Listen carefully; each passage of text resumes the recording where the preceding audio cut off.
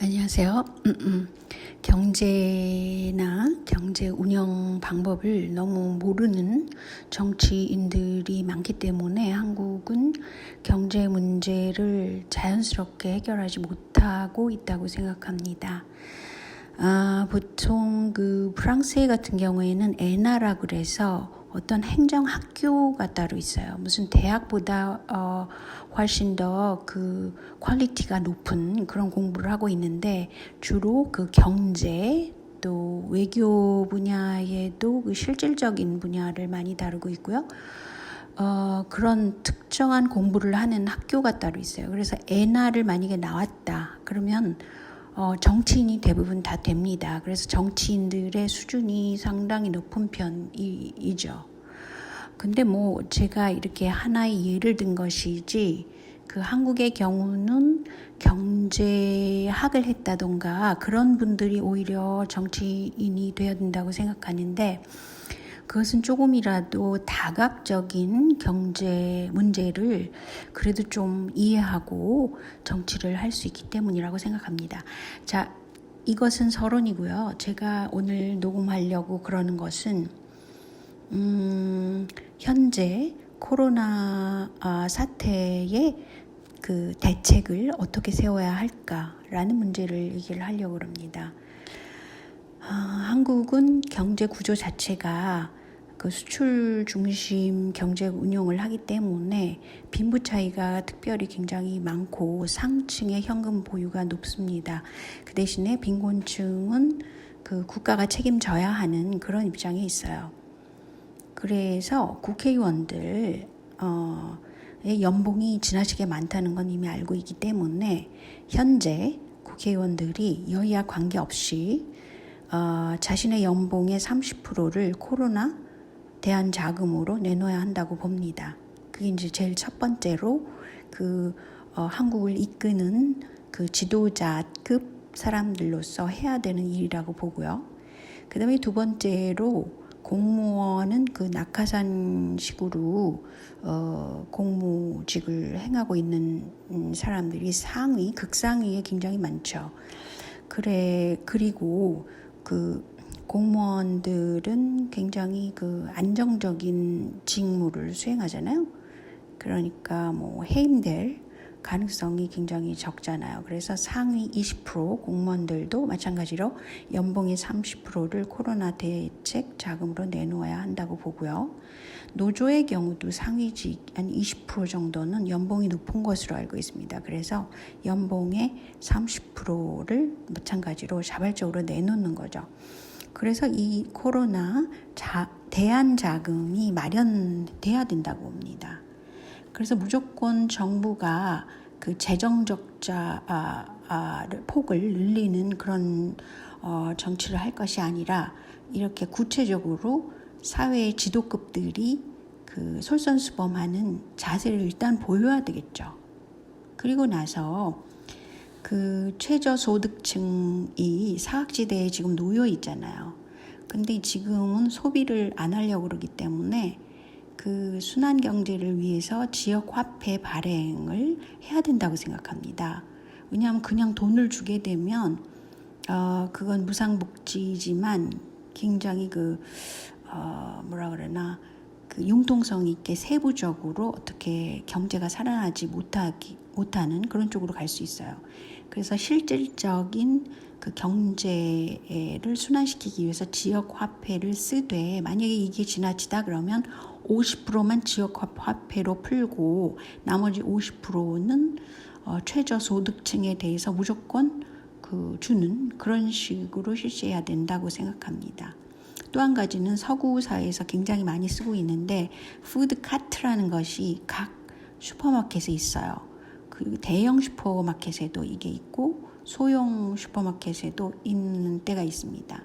그래서 일반 소비자들이 자기가 그냥 캔 하나를 사가지고 거기다 넣을 수 있고 썩지 않은 걸 중심으로 해가지고 카트에다가 집어넣을 수 있습니다. 그러면 십시일반이라고 거기에 모일 거 아니에요, 푸드카트가. 그러면 무상으로 누구나 가져갈 수 있대. 한 사람당 2개 정도를 가져갈 수 있는 그런 제도를 실시하고, 그걸 가져갈 때는 무슨 그 카메라 같은 거를 장치를 해서 심리적으로 이렇게 과도하게 그거를 이용하지 못하도록 그런 심리적인 제재를 해야 된다고 생각해요. 그러니까 이 중에는 또 나쁜 마음을 가진 사람들이 있고 최저소득층으로 이 푸드들이 갈 수 없는 그런 상황이 있기 때문에 그런 무슨 대안책으로서 그 카메라를 달아서 사람들이 이 심리적으로 위축될 수 있도록 그렇게 해야 된다고 보고요. 그래서 이런 것은 자발적인 시민의 참여를 유도하는 방법과 동시에 최저소득층의 생계를 자발적으로 서로 지원하는 그런 방법이라고 봅니다. 그래서 이것이 시행령으로도 할 수 있어요. 굳이 법안을 마련될 필요가 없습니다. 시간이 걸리니까 이 급박한 상황에서는 지자체에서 시행령을 써서 이런 방법을 해보고 문제점을 서로 보완하는 방식, 더 좋은 대안책도 나올 수 있겠죠. 그리고 여기서 중요한 것은 피해 분야 중에서 가장 큰 문제는 관광 업종입니다. 그리고 영세 소상공인들이죠. 왜냐하면 사람들이 나가서 소비를 하지 않으려고 하기 때문에 이렇게 구체적으로 이런 업종이 있잖아요. 때문에 그리고 또 이 후유증이 언제까지 갈 수 있나 그걸 모르는 상태입니다. 사실은 이게 더 무서운 거죠. 그리고 관광업에 대해서는 지금 그 코로나 사태의 후유증으로 손실을 보는 직종이지만 그것이 언제 끝날지를 막연하게 모르는 상태잖아요. 때문에 정부에서는 2019년 소득세를 지금 계산하고들 있잖아요. 근데 그걸 완전히 제로로 해주는 겁니다. 이런 관광업종하고 영세 소상공인에 관해서는. 그것만 해도 굉장히 심리적으로 도움이 되겠죠. 그리고 과거 자료 증거가 있기 때문에 세무서에서 그 브레이크 이븐 포인트라고 모든 비즈니스에는 그게 있을 수 있죠.